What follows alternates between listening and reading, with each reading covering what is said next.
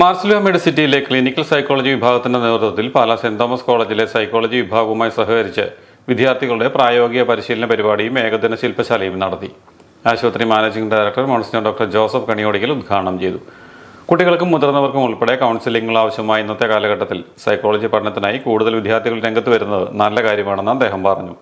ഏറ്റവും മാതൃകാപരമായ നിലയിൽ പ്രവർത്തിക്കുന്ന മാർസിലോ മെഡിസിറ്റി സൈക്കോളജി വിഭാഗത്തിന്റെ നേതൃത്വത്തിൽ സെന്റ് തോമസ് കോളേജുമായി സഹകരിച്ച് സൈക്കോളജി പരിശീലനത്തിന് കൂടുതൽ അവസരമൊരുക്കുമെന്നും മാനേജിംഗ് ഡയറക്ടർ പറഞ്ഞു.